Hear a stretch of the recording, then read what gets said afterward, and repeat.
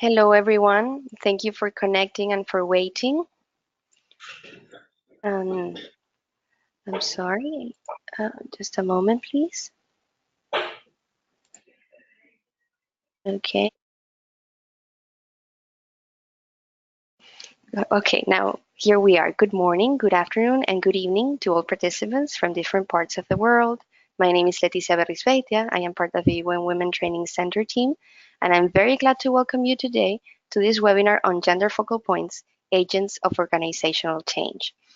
This webinar aims to introduce some basic concepts on gender mainstreaming that are relevant to any organization with a network of gender focal points.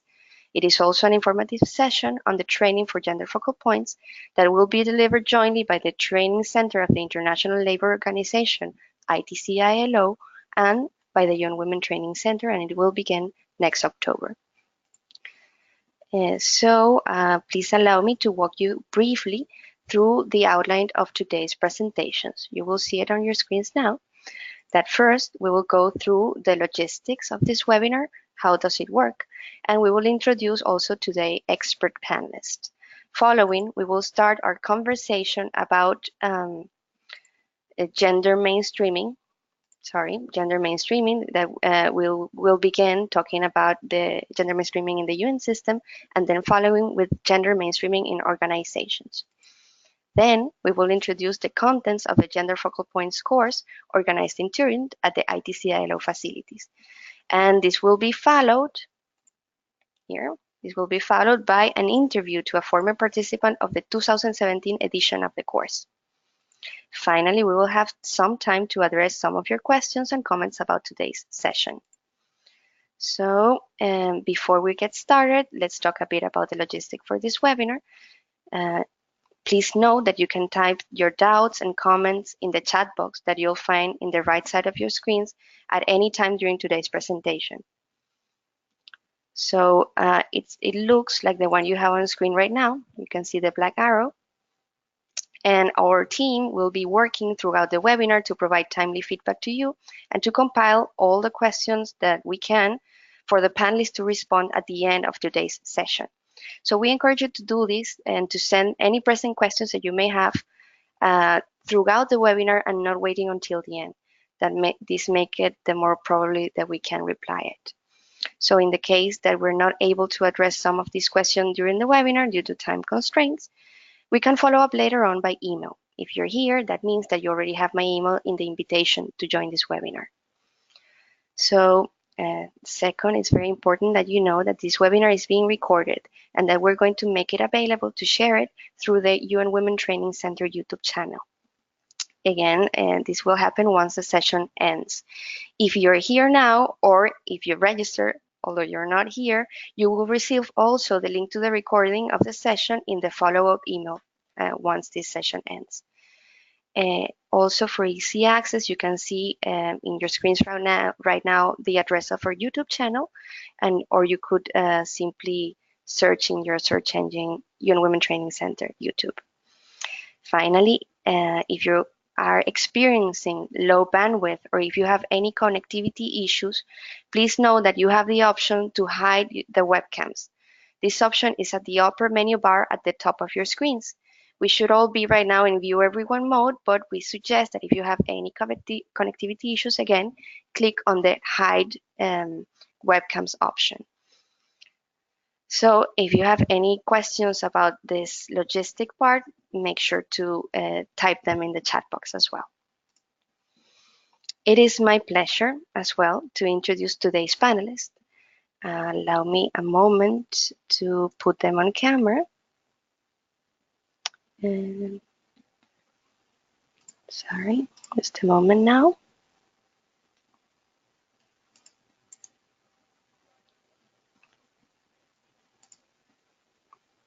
Okay. Dejan and Sabrina, if you can please put on the cameras for the panelists, I will continue with the presentation. Apologies for the delay. I was saying that the panelists today are Clemencia Muñoz Tamayo from the Young Women Training Center. You have a picture of her on your screen right now. Also, Johanne Lordi from the ITC-ILO, and Alain Rubenga Kusimwa from the United Nations Stabilization Mission in the Democratic Republic of Congo, MONUSCO. So Clemencia, she has been chief of the UN Women Training Center since 2011, and she has more than 20 years experience in the field of international development, gender equality, and women's rights, having worked in different UN organizations. Clemencia, if you're there, you can say hi to the audience, okay? Johanne designs and runs training activities that build up ILO's constituents' capacity to deal with gender issues. She runs courses in Turin, in the regions, and online. Johanna is also an expert on knowledge sharing and facilitation. I believe you can see it in your screens right now. Finally, Alain is the officer in charge of Gender Affairs section of MONUSCO at Bukavu Field Office.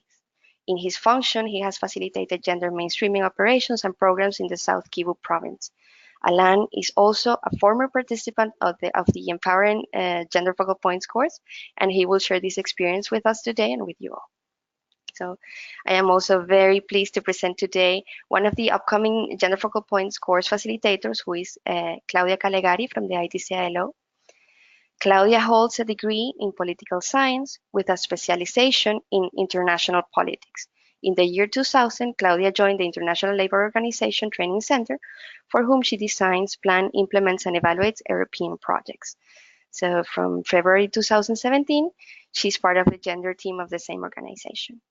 And finally, we reach to me. I will also be a part of the facilitation team on behalf of the UN Training Center for the Gender Focal Point course, and I've been working in capacity development for gender equality during the last 3 years. That being said, I'm very glad to leave the floor to Clemencia Muñoz, who will share with us some points on gender mainstreaming in the UN system. So Clemencia, feel free to begin the presentation. Okay.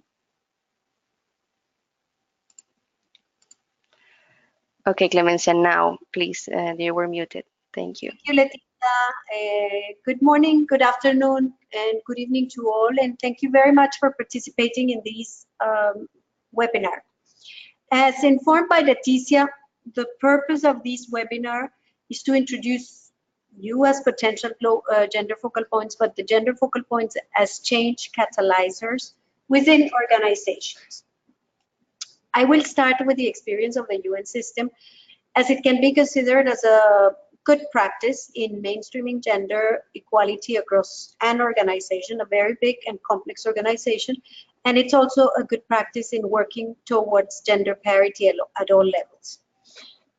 We have many lessons in both experiences. Before we get to that, let's discuss a few ideas of what we consider in the UN as being the role of the gender focal points. The role of the gender focal points is primarily one of advocating and facilitating communications and connections related to gender equality, women's rights, and women's empowerment. At times, and depending on specific background, you may be called as gender focal point to provide expertise or gender expertise. If by any, generally the gender focal points do not have this expertise, then the role is to assist colleagues and development partners to identify potential national, international consultants or organizations that do really have this expertise. So it's also a facilitator of this communication for expertise. In the UN, a gender focal point is not intended to serve as a substitute for a full-time institutional gender specialist. It can be a gender specialist, but it's not generally the case. The gender focal point's role also differs from country to country and agency to agency within the case of the UN system. Exact duties as gender focal points depend to some extent on where they are placed within the organization, where the function or the role of the gender focal point is placed within the organization. So we have, for instance, it can be placed in human resources, it can be placed in the program or policy divisions, under procurement, in the executive office etc., etc. But also in the country offices, we usually have gender focal points for each agency. And it also depends on what kind of mandate and gender architecture the organization has in place, if it has a gender architecture at all. And of course, of the function that or post that the gender focal point is performing or is being recruited to perform. For instance, you can be a program officer, expert in emergencies in the World Food Program, and still be a gender focal point for your organization in a given country. Most agencies today in the UN have terms of reference for the gender focal points or job descriptions for the gender focal points, and have integrated the work or the work of the gender focal points on gender as part of a regular job performance evaluation. So it's progressively being integrated and recognized as an important role. How much gender focal points can do, of course, depends always significantly on how much time the supervisors have allocated to this function, on the resources allocated across the organization to the mandate of gender equality and women's empowerment, and of course on the support and political will by senior managers that senior managers assigned to the advancement of the gender equality and women's empowerment mandate. So this has evolved in the UN, where we now have political will and support at the highest level, but it has not always been the case in the past. So this is why we bring these issues now. Nevertheless, and in spite of all that has been said, a generic list of potential responsibilities on gender focal points, we have put together this generic list, so which is applicable to the UN, and so that it can include some, one, any, or all of these functions that you have in boxes on the screen. And I'd like to go over very quickly over these. So the one role or one function of the gender focal point is to facilitate or coordinate the development and or implementation of a gender mainstreaming strategy for their unit, office, organization, etc. Another very common function is to provide and advocate for technical support for the inclusion of gender issues in the entire program cycle, from the definition, formulation to the evaluation of the project, and support with information on gender and gender analysis at the different stages of the cycle. Third one relates to capacity development, and it's basically to support this capacity development function within the organizations. And of course, I'm referring to capacity development on gender equality by identifying, for instance, needs of colleagues on information and training on and in gender mainstreaming, and obtaining the relevant documents or trainings for the organization. A fourth one, it's very much related to the UN structure, which is a field. Usually we are field organizations, so we have to facilitate and promote the interaction around gender equality in the countries.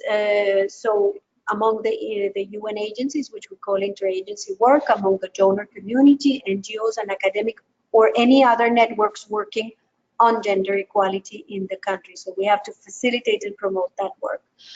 And specifically in the UN, we have the so-called gender theme groups, and we have to promote, as a gender focal point, we have to promote and participate in these interagency groups, contributing with activities and participating actively in whatever the action plan of that group is.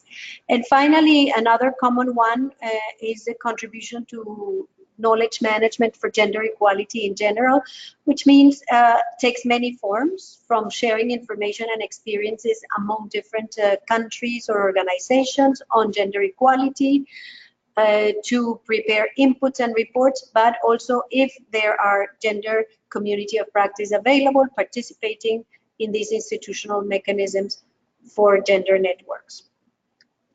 Now, moving to what gender mainstreaming in the UN. Of course, this is a long history put here in one slide, and I will try to summarize in a nutshell primarily what the current context is, but without ignoring the big history that is behind all these frameworks and strategies and knowledge. So we think it is no doubt an interesting opportunity in the UN today to advance gender equality, gender mainstreaming, and gender parity, because we have first and foremost Agenda 2030 as a development framework, which has not only a standalone goal 5 on gender equality, but gender equality has been mainstreamed across all other goals.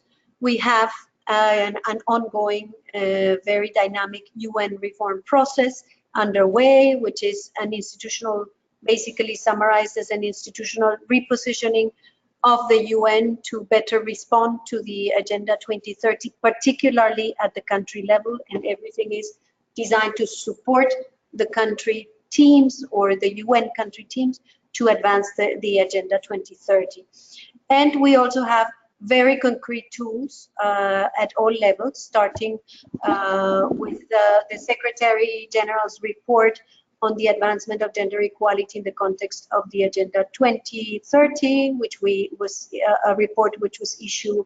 The first report was issued recently, I mean, I think early this year, turning promises into action, to see where the gaps are and how we're doing in the challenges that we're facing in terms of achieving gender equality by 2030. And then we have an action-wide UN system action plan for the implementation of gender equality, a policy of gender equality and the empowerment of women, which has been endorsed by all the heads of agencies, and it's now in its second phase.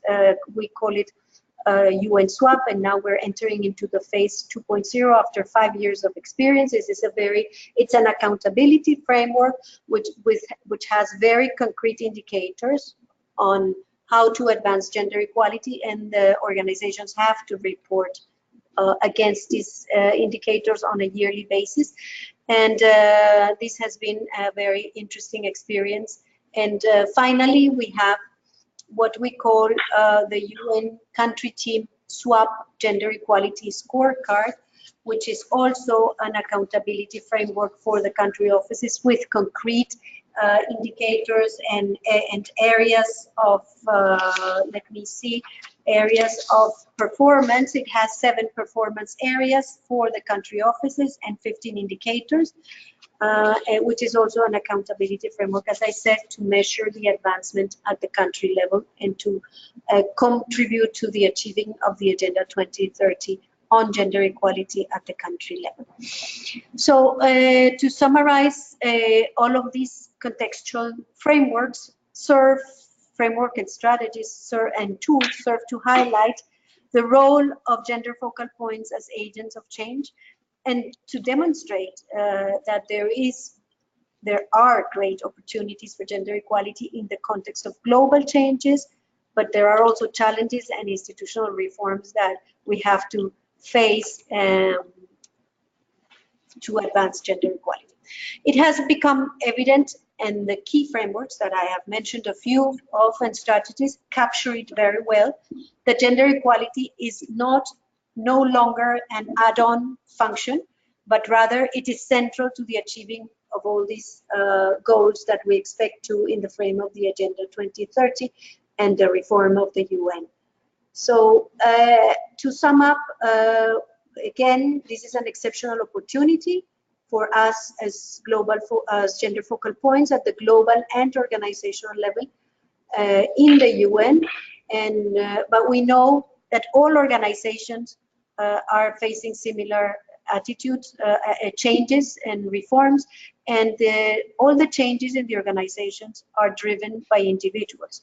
So I'd like to finalize by saying that if we want to change organizations, we need to start by ourselves and by each and every one of us at the individual level, being the change that we want to see happen, as Gandhi used to say. Thank you.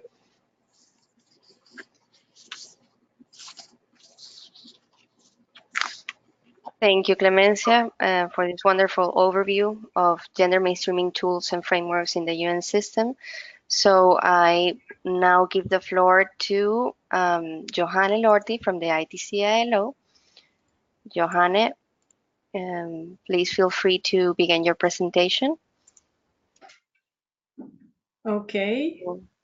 Whenever you Thank want. you. Okay. Thank you very much, Leticia, and thank you, Clemencia. That is very interesting to see the tools that are out there to work, promote gender equality and women empowerment. I would like to touch a little bit on, okay, we know we need to promote change. The challenge is often how to go about change. And this is sometimes a bit of a barrier for gender focal points, people that are not having as the main task gender equality. They have a lot of other things to do, and on the side, sometimes it's seen on the side, they also care and want to promote gender equality in their activities. So I wanted to just share a couple of slides with you that, you know, we elaborated this handbook on gender and organizational change because after delivering a series of training for gender focal point and other type of training on gender mainstreaming, we realized that people know what to do. They have a good sense of the priorities, but the next step to operationalize, sorry, it's a difficult word to pronounce, to turn this into action is sometimes very difficult. So so we understand the theoretical background, we understand the kind of key equality concepts, we understand the different types of discrimination, multiple discrimination that are also covering gender, race, ethnicity, disability, sexual identities. But this remains at the theoretical level. So we need to take that into practice. And in the practice, we have human behavior that is not always well understood, predictable, very unpredictable sometimes when you're trying to promote change in the organization. So we need to make the linkages between these two aspects, understand their theoretical theoretical foundation, and in practice, what are the difficulties. So if we move to the next slide, I want to also share with you the kind of overview on how we can make that linkage. This web of institutionalization was done in 1996 by Karen Levy. Sorry, the reference is not there, but Karen Levy is a scholar in the UK and developed that web that represents the organization and the context of the organization. And gender focal point, as Clemencia mentioned, can be in different sectors of activities at different levels in the web or in the organization, and therefore can have different strategies to achieve their goal on gender equality. If we look at the middle of the slide where there is delivery of programs and projects, a lot of us are in that kind of sphere. Thank you, Leticia, for pointing it out. A lot of us are in that sphere. So how can we get access to resources? How can we get access to the political commitment on gender equality? How can we mobilize people in all of these sectors in the web to help us out. So, you know, that in terms of a tool is a great tool to do a little bit of analysis for strategizing. I won't go through the whole web, but it's just to show you that it is not a simple, you know, let's do gender parity and we do it. You need to do a lot of different action to achieve the impact we want to, and we need to involve the whole of the organization very often. It's not just a human or a human resource issue. It is also a financial issue. It is also a cultural issue, the culture of the organization. It's also part of the methodology used in the organization, the procedures. So when we're talking about structural barriers, we are looking at these interrelationships between each of these elements. So we need to think about the whole of the organization when we're planning actions on gender mainstreaming. So, you know, I just wanted to show this again to explain the complexity. And for a gender focal point, it can be very difficult if in the organization there's not a whole lot of support to promote gender equality, or if in the organization there's a lot more talk than action, because we see that there's political will is there, but the financial resources or the capacity is not there. So we need to be able to identify that. In a very simple way, this web can be used also to identify point of support. So where are the gender supporters? Where are the gender the staff that are gender sensitive that can help you mobilize and help you put into action some of the ideas you have? And where are the points of resistance? And how can you try to work with this point of resistance wherever they may be in the organization? How can you work with them to try to understand why there is that resistance and to overcome that resistance before it becomes crystallized and it becomes quite it freezes and nothing moves. So just be aware of that. So just a very kind of quick overview of that web. You can find it on if you Google Web of Institutionalization, you will find the Karen Levy document, which has quite a good detailed explanation with types of questions to ask yourself. And you can look it up also in the manual, in the handbook that you have the reference on the first slide, so that it's also referred to that.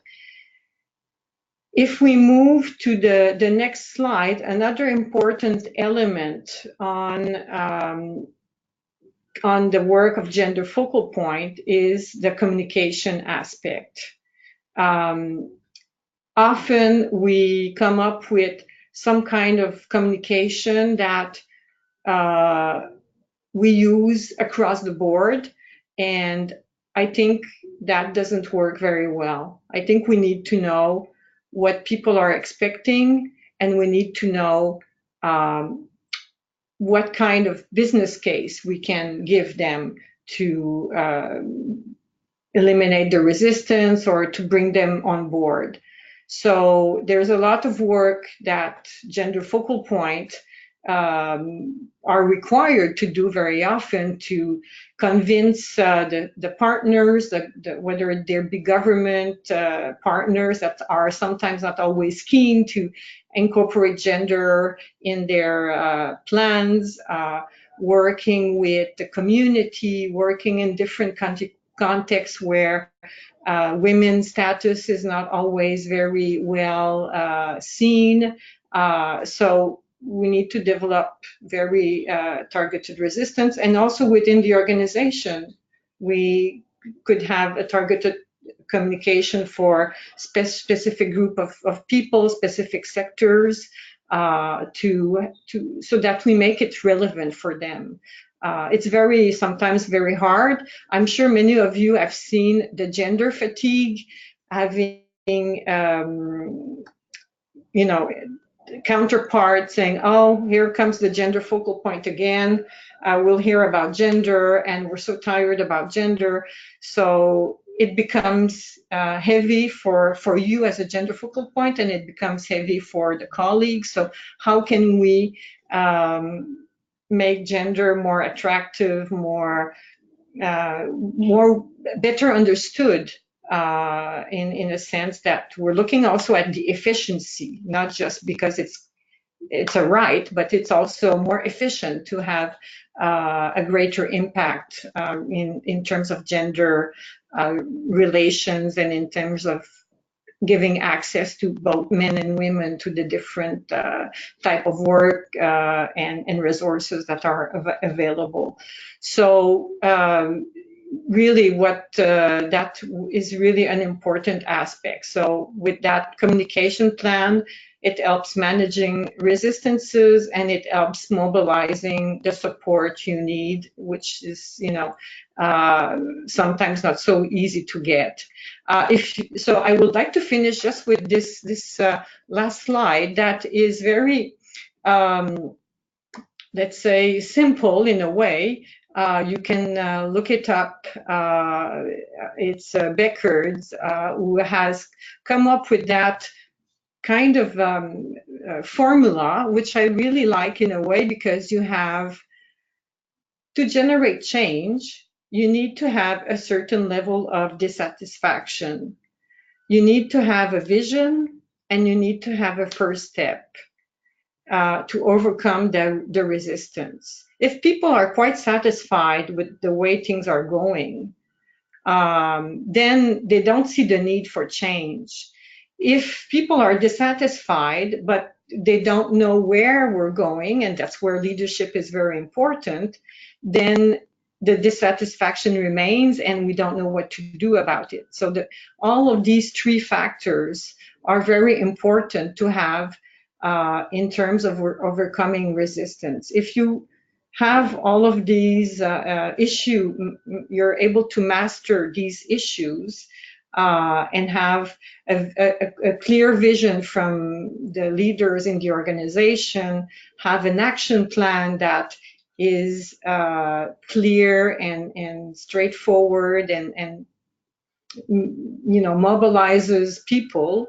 And if people see that it will really help them, then the change will happen. It's easy to say, I know, but it's also very important to keep in mind that people having the privileges, they don't see they have privileges. Their things are going well for them, so the need to change is very difficult, and we're going to face that issue as well. So the role of the gender focal point is also generating these elements to make sure that we move forward. And of course, in the gender focal point training, this is addressed, and there are other courses like the gender and organizational course that we have that is also focusing on this as well. So I will end up here on the gender and change process, because I think it's an important part, but it's an important part to consider in the context of the UN gender focal points and other gender focal points. So Laetitia, I'm giving back the floor to you, and then if there are any questions later, I can respond. Thank Excellent, you. Johannes. Thank you so much for walking us through these considerations on gender mainstreaming and organizational change. It was wonderful. So now it's time to move on and talk about the gender focal point training with Claudia Calegari from the ITC-ILO, who, as I said, is also part of the facilitation team of this training. And she will also be able today to present you and interview one of the 2017 course participants. So Claudia, I'm sharing your webcam now and also unmuting you. So please feel free to begin. Hi to everybody. Yes, I would like to present the content of our training because I think that it's a good opportunity to approach many of the issues that we have touched during our webinar today. So the course will be run here at the Turin Center, and it is composed by two phases. One on distance. We will have 3 weeks of distance learning previous to the residential phase. The distance learning will be run from 29 of October till 16 of November. And then we will have a face-to-face training at the Turin Center in Turin for 1 week. The main objectives of the course are explained in our training catalog at the ITC-ILO website, but are mainly focused on strengthening the capacities of gender focal point, working in the UN system, but also gender focal points that are acting within organizations, public or private organizations, not only in the UN system. And we would like to support, empower their role within this organization, providing them tools and methods and concepts that could help them in their daily work. So the idea is to share contents, but also good practices.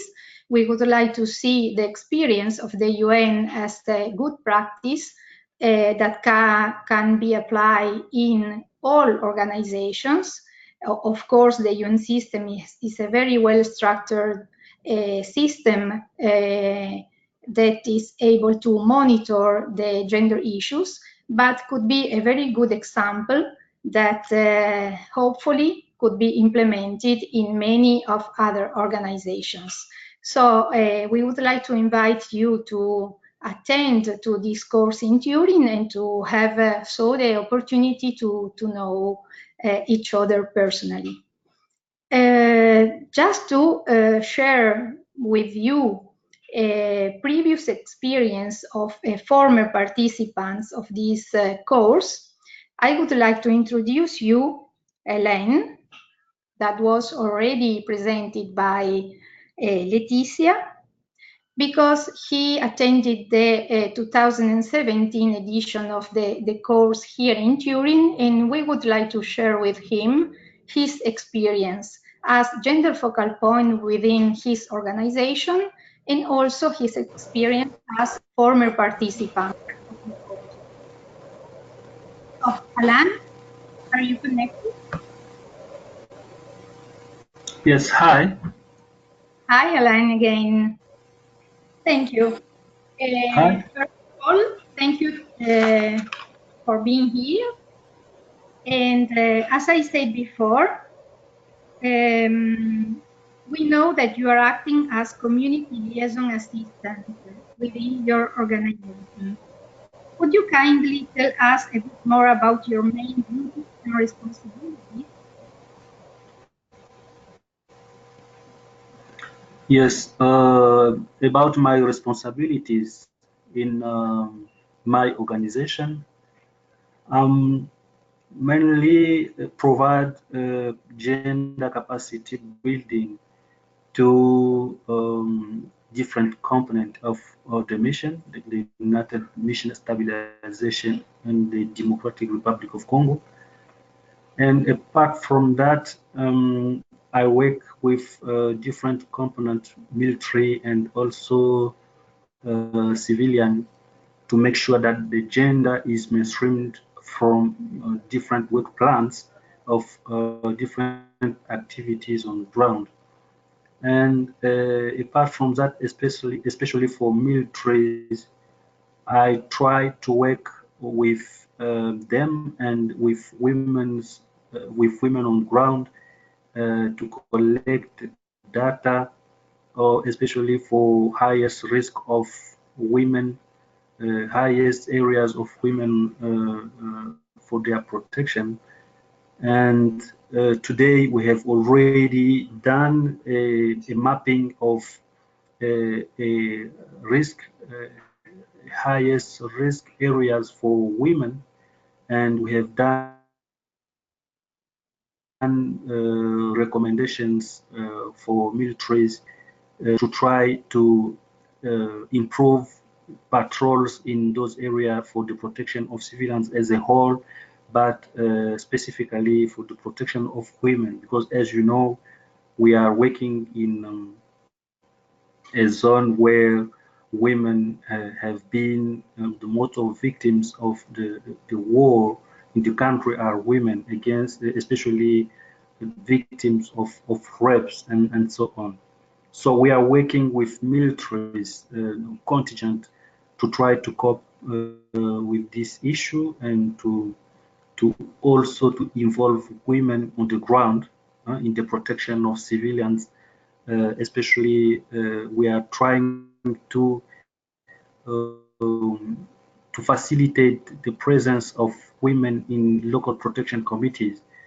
The local protection committees, there are liaising with the force, the militaries, to share the protection information. So today we have now a big percent of women in the local protection committees.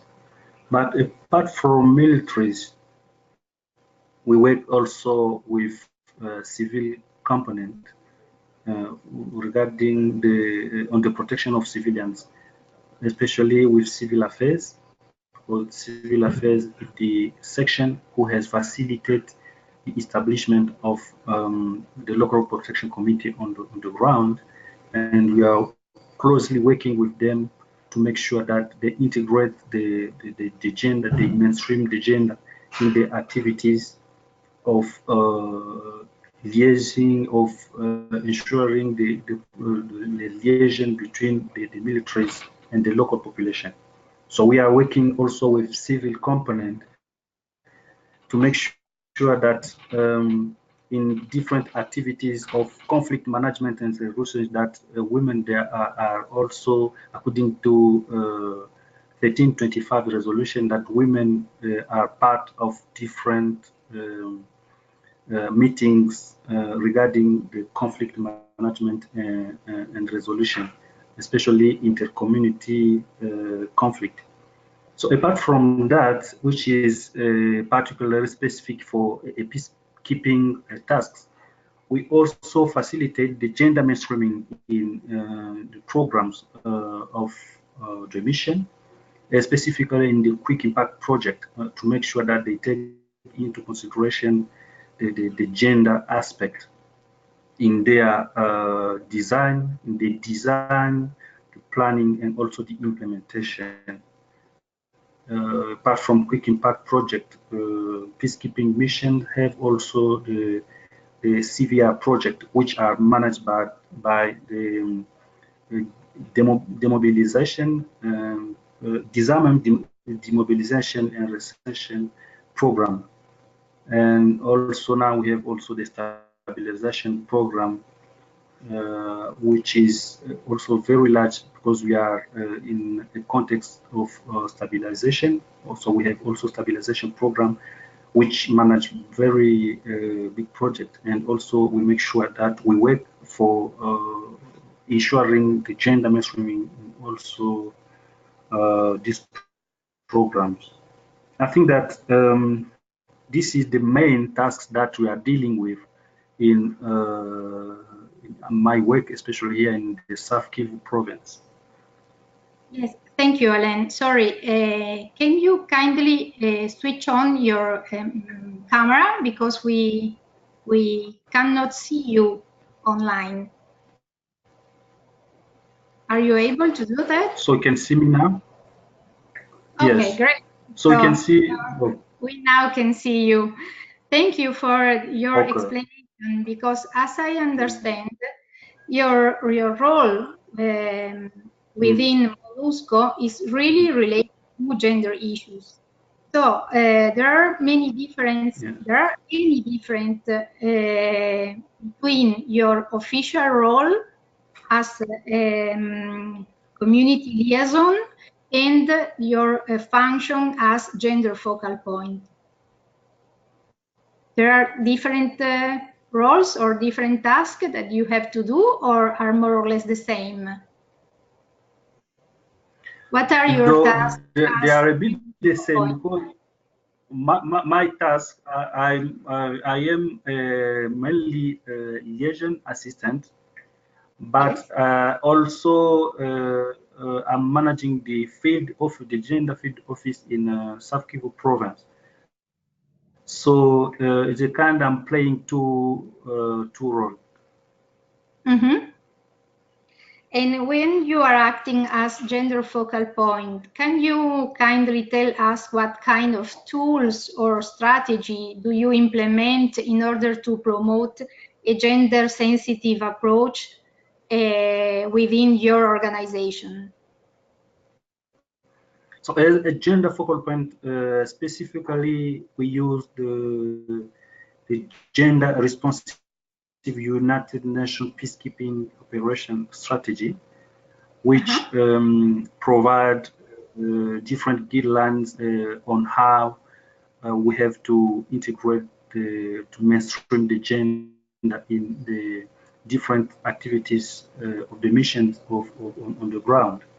So, and also apart from that, we have in the frame of the gender responsive United Nations peacekeeping strategy, we have also we are now using the gender market to evaluate to assess how at world extent, world level, we are integrating, we are mainstreaming the gender in different activities on the ground. And this is something which is new because in the former time, this was just this tool was, I know that it was only used by UN humanitarian agencies and not DPK or mission peacekeeping. So we are also using that from this year. Yes. Oh, great, Alan. Thank you.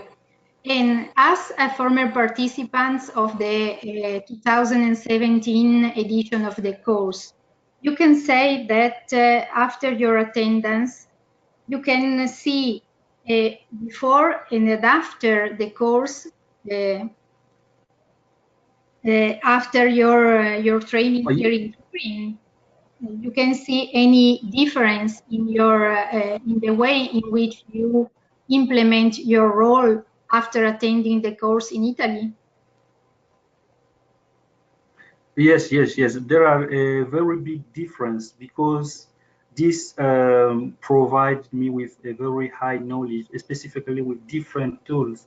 Because as I told you that we in the former time as mission peacekeeping, we couldn't we were not using the gender market tool, but when I came from Turin, I learned more about the gender market, and this helped me so much to be more effective in my role as a gender focal point. As we start to use or to implement the gender markers, and this provide me with very important knowledge on how to use that tool as gender focal point. So this is something special that I gained from the training from Turin, and really I appreciate it. I appreciate it so much. This one has helped me to assess, have raised my knowledge of assessing how our colleagues are making or providing gender analysis in their report and work plans, and also the gender indicators and gender disaggregate data. So this had really a very important add value on my day-to-day work. And I can just, this is something that, a course that I can recommend to our different colleagues who are working here in DRC and even in other countries. So I think that's specifically the add value that I had from this course. Thank you, Alan. I'm happy to hear that. And thank you to be a witness here during this webinar and to testify your experience and to share with us all of your knowledge. Thank you very much. Leticia, I think that we can open the floor to questions and answers. Yes, thank you both so much, Alain and Claudia, for this wonderful interview, the opportunity to talk with you, Alain, about the experience of the training and what you do on the field. It's very important for us today, so thank you. I just want to say that we have a few questions from the audience right now, and thank you so much to everyone for such an active participation. As we are receiving a lot of questions, we have tried to compile them in order to answer as many doubts as possible. So we have some time for that now. I'm going to put them on screen, and here they are. So I'm going to read them, and allow me to make sure, please, that everyone is on screen right now, as we all are going to take part of the replies. Okay, so sorry, I'm just putting on your microphones, everyone. Okay, so I'm going to proceed and read the first question. It's from Imelda, and she says, can I apply to the course? Where can I find more details on courses offered? This is from Imelda, and I believe, Claudia, you can answer these questions, as she's wondering about the training opportunities that we offer apart from the gender mainstreaming. Yes, of course, you can find all information about the course on our website, the ITC-ILO website, that is www.itcilo.org, and there's the training calendar on, and if you go to the gender cluster, you can find all information about the course. I don't know if I can share the link here. There's a space to share. Yes, you can share the link if you want through the chat box so everyone could have it. And we can also share the link of the Young Women Training Center catalog. You also have there a lot of available options online and also face-to-face for training and capacity development. But as Claudia mentioned, you should go to the ITC-ILO website to register to the specific gender focal points course that we deliver jointly. So thank you so much, Imelda, for that question. And moving on to the next one, it says, is it possible to do the online modules even if you know you're unable to attend to Turin? So she's referring to the gender focal points blended training, Claudia. Can you reply to this question as well, please? Yes, I don't think that this is possible, also because it's not fair, because I think that it would be useful to have the opportunity to attend both phases, the distance one and the face-to-face one, just to have an overall overview of the content of the course and be able to get a certification, certify your attendance to the course.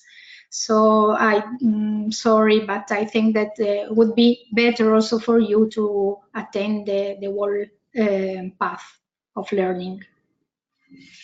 Yes, thank you, Claudia. Indeed, these trainings are designed for both online and face-to-face phases to be mandatory and complementary. So yes, any participant who wish to do the gender focal points course have to do the complete training. So thank you so much for that reply. I'm moving on with number 3. It says, what is the difference between gender focal points and a gender expert? This question comes from Mawan Hamsi. I'm sorry, I hope I'm reading this correctly, Mawan Hamsi. And I believe I can answer that with Clemencia. Clemencia, what are your thoughts on these questions? I'm unmuting you and sending you the webcam request. Here, there Hi, you are. thank you for the question. I think it has to do primarily with history, when the organizations didn't have gender experts as much as we're seeing the evolution, but we're not yet there. So they had a mandate to integrate gender, but the mandate of the organization was a technical one. So they just had gender focal points to advocate, but they had a different function. We're moving progressively towards merging the two, like the gender focal points eventually will be gender experts, and we see the evolution in the terms of reference in recruitment processes in the organizations that are recruiting, that are creating gender departments, gender units, but initially the gender focal points, the organizations didn't have gender units and gender expertise within, but they had staff performing different functions, facilitating the advancement of gender equality within the organizations. So they can be gender experts, but they are usually not.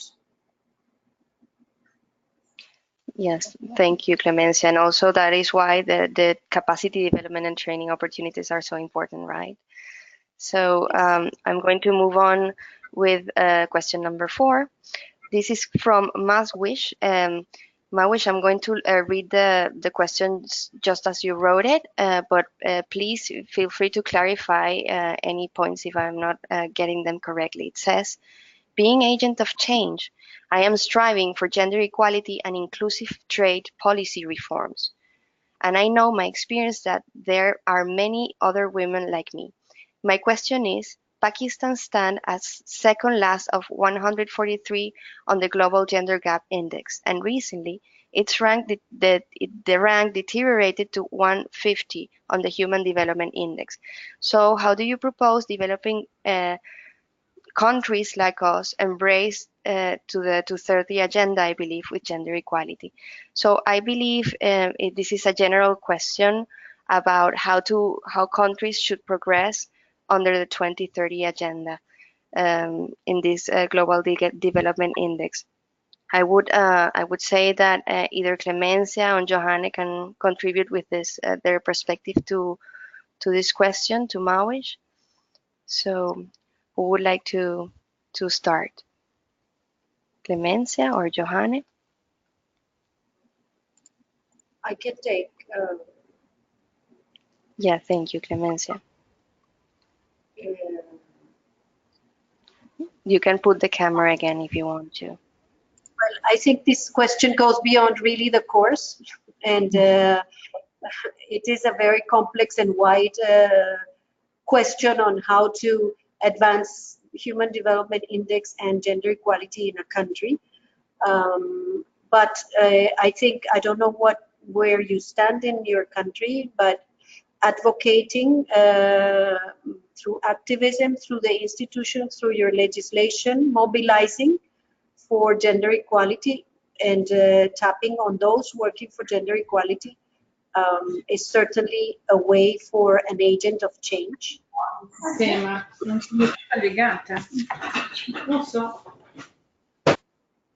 Sorry, Clemencia, please go on. No, I think I don't know how to advise in terms of, because I don't know what she's doing, but I think advocating is certainly one. Holding your government accountable for the laws that it has passed, for the international agreements it has signed,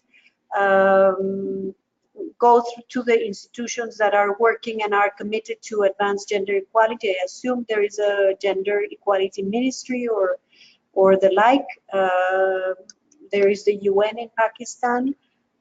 So please, this is a wider development response on how countries are developed and how they integrate gender in their development path. So it's a little bit beyond the context of the training So the training is aimed at you as a change agent within your organization, but hopefully within your country as well.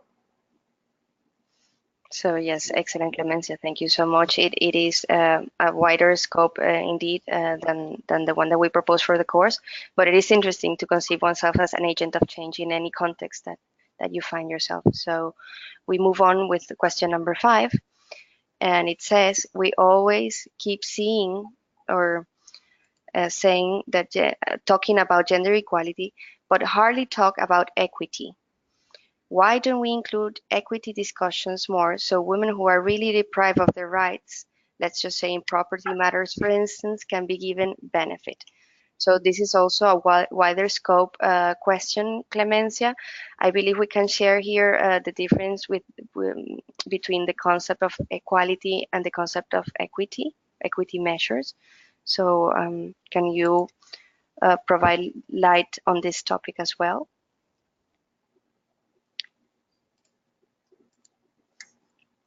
Also, please, if Claudia or Johanne or Alain have something to complement to any of these questions, please feel free to jump in and share. Well, I can say that there is a difference between equality and equity in the CEDAW document, which is the main document for gender equality, the Convention on the Equality. And equality is about equal opportunities, access to equal opportunities. And equity is usually an affirmative action type of initiative that leads to equality. The main aim of gender equality is equality, meaning equality of opportunities for everyone, substantive equality and opportunities for everyone.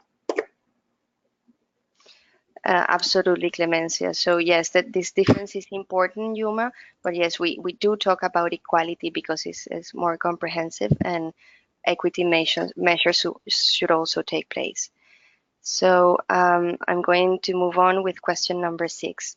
It says, could Johanne please repeat the part on, the part on that formula you discussed, Johanne. So I'm going to unmute your mic now. I see that you're with Claudia now. So this kind of happens because you're both there at the ITC-ILO facilities. So please feel free to answer the question when you want. Okay, thank you, Leticia. For some reason, I was kicked out of the webinar, so I crossed the hall to Claudia's office, yes. So that formula is you can, if you Google change formula and Eckert, that you have the name of the author on the slide, you will find the information, but it's really change equal to dissatisfaction, vision, first step, greater than resistance. So if you have these 3 elements, the satisfaction, the vision, and the first step, you will be able to overcome resistance and achieve the change you want to achieve. And I guess that responds in a way to the question about the situation in the first question, one of the first questions about the situation in Pakistan, where there is, for a large group of people in Pakistan, the situation is tolerable and it's not a big problem. But I think particularly when we're looking at economic development, there's a lot of data saying that not involving women is really lowering the economic growth and lowering the PNB in the country. I know these data, people know about this data, and they don't necessarily, they agree with it, but then in the end, nothing happens. So I think there's a lot of work, when we talk about gender equality, there's a lot of work that we need to do with men, also men in power position, to kind of slowly but gradually bring them to a certain understanding. And so, we didn't mention that, but working on gender issues means also working on power relations and working with men, and that's why we're so happy to have Alain with us today. So So yeah, so that's my 2 bits now. I'm done. Thank you. Thank you so much, Johanne. So I see there's another question for you, which is number 8. So I'm going to go to that one and then go back to the 7th. It says, I really had a great challenge in understanding the web in institutionalization. Is there a website that I can check where I can get more information on this? It is Yes. really interesting, and it's from Teke. Yes, exactly.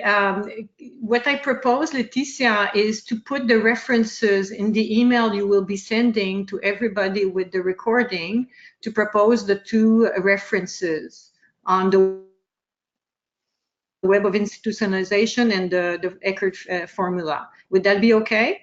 Absolutely, Johanna. That's a great idea. So everyone who is here and everyone who was registered to this webinar will receive an email, a follow-up email with the email and the video recording, apologies, all the documents shared by Clemencia earlier, and also these 2 links shared by Johanna.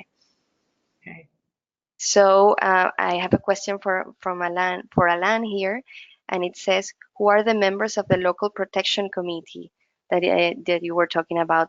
I also see, Alan, that there are many the people are very interesting about the work that you're doing there on MONUSCO. So maybe you can share a bit more about your thoughts and the difficulties that you have found in your day-to-day work and life. So I believe you are unmuted now. What would you say, Alan? So can you hear me now? Yeah, we can hear you now. So can you please share a bit more on the Okay. local protection committee? Thank you. Okay, the members of local protection committee, basically they are member of different civil society or organizations on the ground, and who meets who makes a synergy and to try to share protection information and also to advocate to local authorities regarding different protection incident on the ground. So they are coming, they are member of different local civil society organizations, development NGOs, human rights NGOs, churches, women organizations. So they are coming from multiple local civil society organizations, and they meet in one frame to share and to also discuss some strategies to propose to local authorities, military and civil local authorities, to provide a good protection response to protect the civilians on the ground. But also the members of local protection committee, most of the time they advocate to the contingent on the ground, and the contingent sometimes they provide logistic support to FRDC. FRDC is the government army in DRC, to be able to respond to different protection threats, so on the ground. So this is, I can say, I think, regarding the protection committee. But another experience I can share in that frame is also the difficult of our contingent peacekeepers to be able to integrate women in this process. So this is why we have tried to organize more meetings between contingents on the ground and women leaders, to try to see how women can access easily to MONUSCO military bases to share their preoccupation and also their protection threat they are undergoing. So we have also tried to make this bridge between the force, between the militaries on the ground, and also women in local communities. Because before, women had many difficulties to access to militaries to provide their preoccupation, different protection preoccupation. Now, it's this problem has being solved by this interaction we are facilitating between contingents and women on the ground. So this was due to maybe some behavior, and as we have worked on the change of behavior of contingent, this has helped them to understand that they can approach women, because women have valuable protection information they can share with them, especially regarding the armed trade, the recruitment of children in armed groups, and also sexual violence and the movement of population. So we have succeeded to convince militaries to to ensure this liaison, this link, to make sure they access to valuable information from women on the ground. That's excellent, Alan. Thank you so much for sharing this experience and your work in including the presence of women in these committees and your role in gender mainstreaming. So thanks so much for sharing with us today. I have a last question, and Claudia, I believe, as this is a more logistical question about the course, this would also be for you.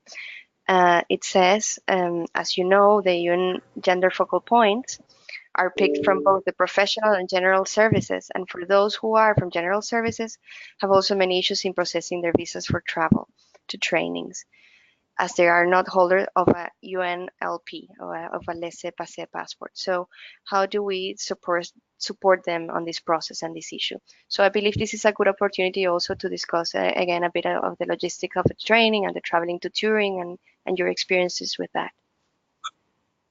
Yes, what can I say is that the International Training Center has a specific office, a specific service for participants, and we can always, in every course, provide letters to the embassies in order to support the process of obtaining the visa for participants, and also assist them in all the procedures concerning travel and logistic issues.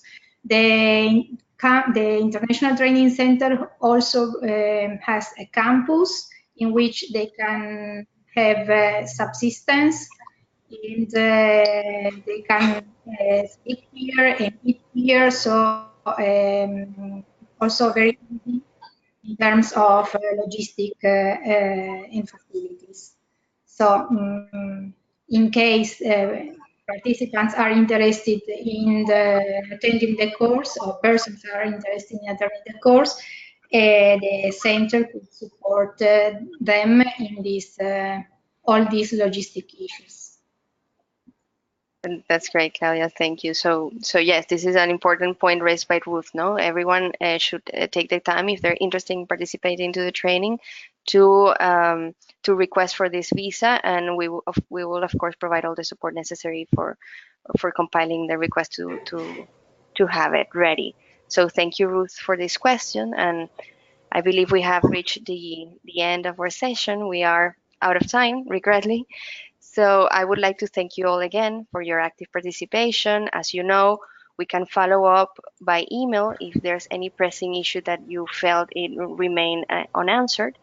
And allow me to thank again to all our panelists and facilitators, Clemencia, Claudia, Johanne, and Alan. Thank you so much for being here with us today. Thank you. Thank you. Thank you so much. Thank you. Goodbye to everyone, and see you soon here at the Young Women Training Center YouTube channel.